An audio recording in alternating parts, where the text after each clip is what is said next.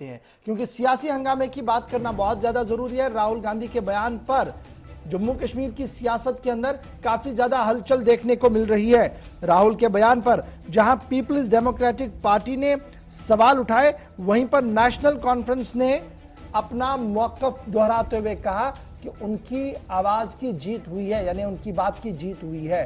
राहुल ने कल 370 और 35A का ज्यादा नाम ना लेते हुए सिर्फ स्टेटहुड की बात की थी, जिसको लेकर अब मुख्तलिफ सियासी जमातों ने राहुल गांधी को तनकीद का निशाना बनाते हुए याद दिलाया कि 370 और 35A पंडित जवाहरलाल नेहरू के जमाने से आया था और इंदिरा गांधी ने उसकी तौसीह भी की थी। लेकिन उसके बावजूद भी राहुल ने श्रीनगर आते आते जिस तरीके की मांग की है, वो साफ दिखाई दे रहा है कि कांग्रेस ने किस तरीके से यू टर्न लिया है। पीपल्स डेमोक्रेटिक पार्टी, नेशनल कॉन्फ्रेंस क्या कुछ कह रही है, दोनों बाइटों को जरा सुन लीजिएगा, उसके बाद सीधे चलते हैं। कांग्रेस के स्टेट जनरल सेक्रेटरी हमारे साथ ज्वाइन कर चुके हैं, मजीद गुफ्तगू उनके साथ भी करेंगे, लेकिन सबसे पहले रिएक्शन क्या कुछ आज पीडीपी और नेशनल कॉन्फ्रेंस ने दिया है। कल राहुल गांधी साहब ने जो स्टेटमेंट दी है, ये नेशनल कॉन्फ्रेंस का बेसिक स्टांस रहा है जब से एब्रोगेशन ऑफ आर्टिकल 370 है। और इसमें जो हमने बार बार एक डिमांड की है वो ये है कि जिस तरीके से इलीगली आर्टिकल 370 को छीना गया, 35A को छीना गया, हमारी वो समाज जो है सुप्रीम कोर्ट में इस टाइम पे है और हम उम्मीद करते हैं कि सुप्रीम कोर्ट जल्द से जल्द उसकी जो है उस पर डिसीजन देगा और जो डिसीजन होगा वो हमारे हक में होगा। लेकिन नेशनल कॉन्फ्रेंस ने हमेशा एक स्टांस रखा है कि नेशनल कॉन्फ्रेंस जो भी करेगी वो पीसफुल तरीके से करेगी, वो within the contours of democracy करेगी, वो लीगली करेगी, वो within and outside courts जो हम कर रहे हैं इस टाइम पे वो हम करते रहेंगे जब तक हमारे जो एब्रिज राइट्स हैं हमको वापस न दिए जाए, जो इलीगली हमसे छीने गए हैं। पार्टी वाइस प्रेसिडेंट ने ऑलरेडी इन्यूमरेट किया है कि एक जो क्रोनोलॉजी होनी चाहिए वो ये होनी चाहिए कि पहले स्टेटहुड हो, फिर उसके बाद जो उनको करना है उसके बाद इलेक्शंस होने चाहिए। फुल स्टेटहुड कम जिस तरीके की ये बात करे वो हमको काबिल कबूल नहीं है। बदकिस्मती की बात है कि 70 साल के बाद आज कांग्रेस अपने वादों से जो है वो दूर हो रही है। जम्मू कश्मीर को जो स्पेशल स्टेटस का दर्जा मिला था या जो हमें जो बाकी जो आईनी जो तहफ़्फ़ुज़ हमको मिला था, जब ये मिला तो उस वक़्त कांग्रेस की सरकार थी, नेहरू जी देश के प्राइम मिनिस्टर थे, तो तब हमें ये सब कुछ मिला था। और आज अफसोस की बात है कि 70-75 साल के बाद आज अपने वादों से कांग्रेस दूर जा रही है।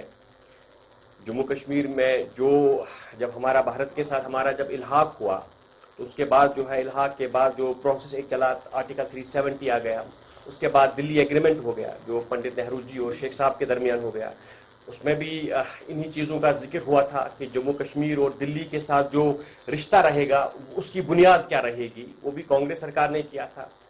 उसके बाद जो 75 में जो इंदिरा अब्दुल्ला जो अकॉर्ड हुआ था उसमें भी, जिसके बाद में पार्लियामेंट में तौसीक भी उसकी हो गई, वो यही था कि उसमें भी ये वादा था जम्मू कश्मीर के लोगों के साथ कि 370 का जहाँ तक ताल्लुक है, 370 को जो है बराबर हम तहफ़्फ़ुज़ फराहम करेंगे। 370 के हवाले से जो है हम मुकम्मल तौर पर जम्मू कश्मीर के लोगों के साथ जो किया गया वादा है वो पूरा हो जाएगा।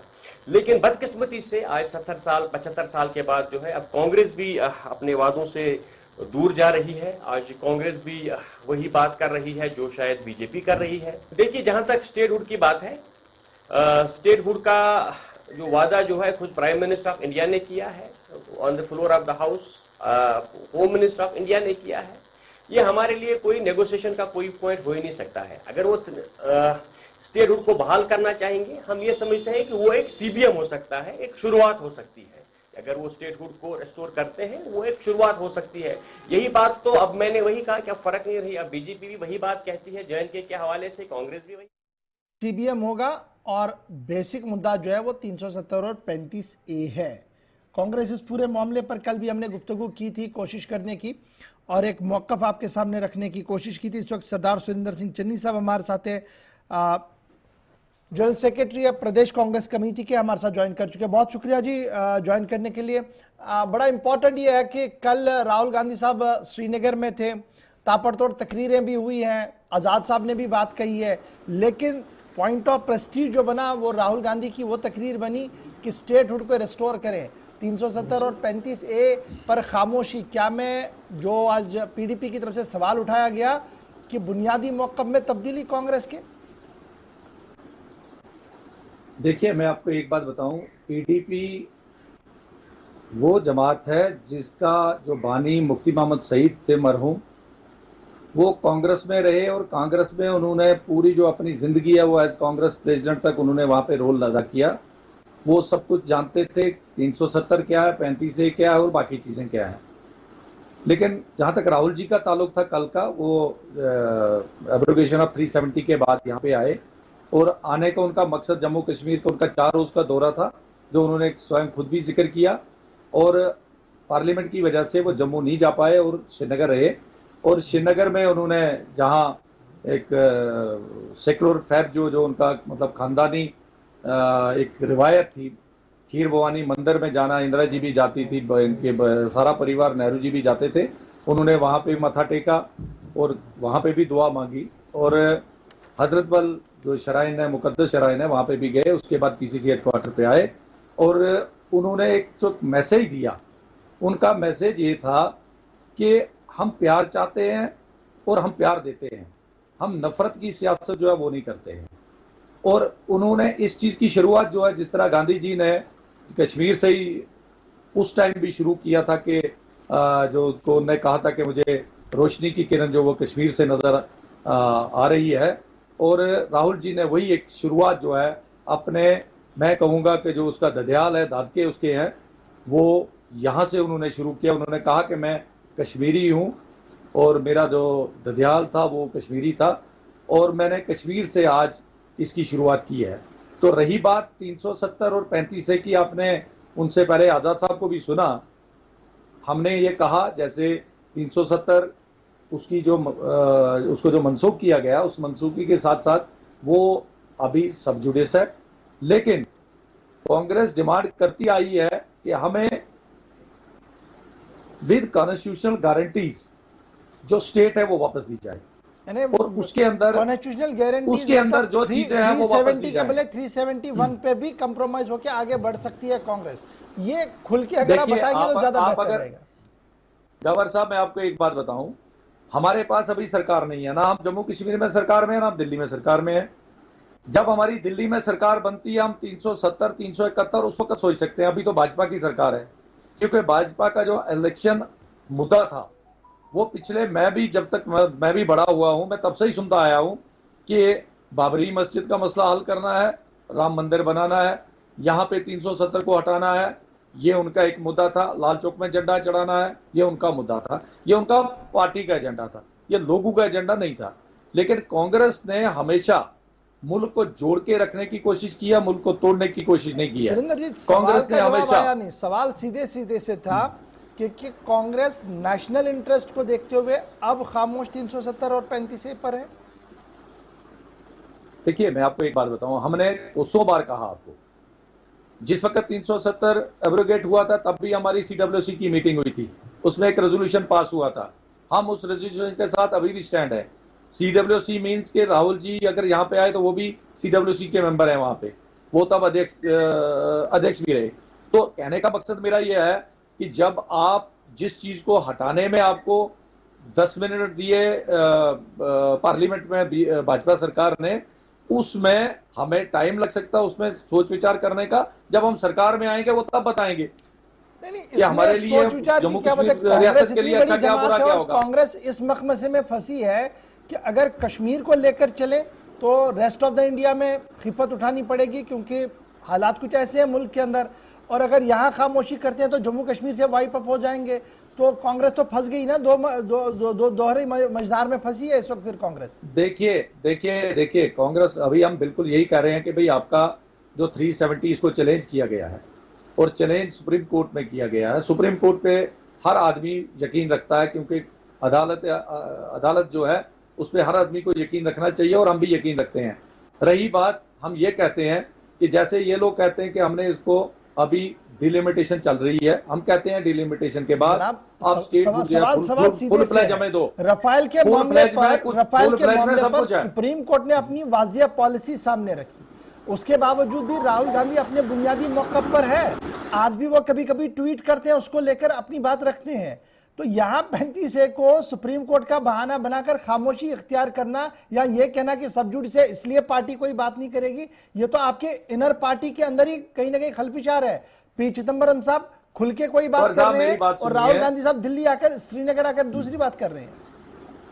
गवर साहब 35A में मतलब दो चीजें बड़ी इंपॉर्टेंट हैं जो जम्मू कश्मीर के नागरिकों के लिए हैं। एक हमारी जमीन और दूसरा हमारी नौकरियां। और हमने ये पहले से ही शुरू से डिमांड की कि हमारी नौकरियां जो है उसको खतरे में नहीं रखो, हमारी जो जमीन है वो हमारे लिए रहनी चाहिए। ये हम डिमांड करते आए हैं। हमने कहा कि जब स्टेट अपने पास आती है तो आपका कोई मुख्यमंत्री बनेगा, यहाँ पे आपके एमएलएस बनेंगे, मंत्री बनेंगे, आपका जो विधानसभा यहाँ पे तैयार होगा, जब विधानसभा में बाकी चीजें आएंगी आदमी डिबेट कर सकता है वहां पे बैठ के, उसमें कोई दिक्कत नहीं है। हम कहां कहते हैं कि हम नहीं। और कांग्रेस हमें 370 तो देने वालों में से थी, लेने वालों में से तो नहीं थी। तो तब जब नेहरू जी और शेख राहुल जिस तरीके से अदर काफी वाइब्रेंट बोलते हैं, यहाँ 370 पर खामोशी क्यों थी? देखिए, वो मैं आपको एक बात बताऊं, हमारा एक सिंपल छोटा सा फंक्शन था, कोई पॉलिटिकल फंक्शन नहीं था। उनके स्वागत में हम लोगों ने कांग्रेस ऑफिस के अंदर सीधा कि मुल्क के अंदर जी दबाव है, यहाँ डायरेक्ट है, वहां इनडायरेक्ट है, वहां इनडायरेक्ट है, यहाँ डायरेक्ट है। दबाव तो सीधी सी बात थी, पॉलिटिक्स ही चल रही थी वहां पे। देखिए अगर वो यहाँ पे प्रेस कॉन्फ्रेंस करते, हम मैनेज किया होता, उनकी पीसी में कुछ सवाल होते, कुछ होता तो वो बोलते। अभी तो वो सिर्फ वर्कर्स को उनका मॉरल बूस्ट जो करना था वो करके गए। और एक आपने देखा होगा कि उनके जाने के बाद 50 नौजवानों ने ज्वाइन किया कांग्रेस ऑफिस में। वो क्यों किया? क्योंकि उनका एक जो वो चाहते थे कि नौजवान जो है, नौजवान पीढ़ी सामने आए और नौजवान पीढ़ी जो है इस कांग्रेस को आगे चलाए।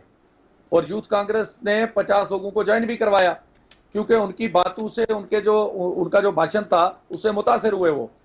और उन्होंने ये कहा भी कि मैं, सबसे बड़ी बात यह देखो, कांग्रेस ने शुरू से लेकर आज तक, आप कश्मीर चाहे भाजपा कहे चाहे कोई भी कहे, कश्मीरियों को आज तक ये जुल्म सितम कांग्रेस दौर में कभी नहीं देखा। अच्छा जी, एक चीज बड़ी इंपॉर्टेंट है जो मैं जरा चलते चलते आपसे जानना चाहूंगा, बड़ा इंपॉर्टेंट ये है, फंक्शन कांग्रेस का था और बार बार नाम लिया जा रहा है कि यूथ कांग्रेस की तरफ से जी सब कुछ ऑर्गेनाइज किया जा रहा है, यूथ कांग्रेस का जी रैली था, यूथ कांग्रेस ने ऐसे किया। कहना क्या चाहते हैं आप? नंबर 1। नंबर 2, ये जो शाम की मीटिंग थी दिल्ली रवाना होने से पहले फॉर्मर फाइनेंस मिनिस्टर साहब के घर पे, माना जा रहा है कि इस मीटिंग के बाद कांग्रेस के अंदर काफी चिमेगोइयां चल रही हैं। किसके घर पे मीटिंग थी? साहब के घर में। देखिए, मैं आपको एक बात बताऊं, मैं ये क्लियर करना चाहता हूं कि जब पीसीसी हेडक्वार्टर से फंक्शन खत्म हुआ, राहुल जी अपने नेहरू गेस्ट हाउस गए, वहां पे लंच रखा था। वहां जो अपने जितने साथी थे, लेजिस्लेचर जो भी थे, उन सब ने इकट्ठे लंच किया। लंच के बाद वो शादी उन्होंने मीर साहब के बेटे की अटेंड की, उनका रिसेप्शन अटेंड किया था। करा साहब के घर में भी शादी हुई थी और वहां पे उनको उस वक्त टाइम नहीं था, वो वहां पे भी उनके जो घर में उनको भी एक मतलब ग्रीट करने के लिए वहां पे गए थे। 10 मिनट उन्होंने चाय का कप पिया और वहां से वापस चले गए। उसमें कोई पॉलिटिकल बात कोई नहीं थी। अगर वो चीज नहीं होती, क्योंकि हम लोग पहले एडवांस एयरपोर्ट चले गए, उनके पास टाइम ही नहीं था। हालांकि उन्होंने इच्छा जाहिर की थी कि मैं जाते समय रोड के ऊपर अगर कोई गुरुद्वारा है तो मैं वहां पे भी जाऊं, लेकिन हम जब फ्लाइट का टाइम हमने देखा और उस फ्लाइट के टाइम को मद्देनजर रख के और करा साहब के 5-7 मिनट घर पे रुकने का भी जो समय था वो मतलब फटाफट निकल गए और वो भी कैंसिल हुआ हमें। चलिए, बहुत बहुत शुक्रिया जी हमारे साथ ज्वाइन करने के लिए और ये बात करने के लिए कि क्यों कांग्रेस खामोश और क्या ये वाकई तौर पर यू टर्न था या क्या था। लेकिन कांग्रेस का मानना कि जब हुकूमत बनेगी, असेंबलियां बनेंगी, तब जी बात करेंगे। तो आप समझ सकते हैं पॉलिसी कहां की ओर आ रही है और कहां की ओर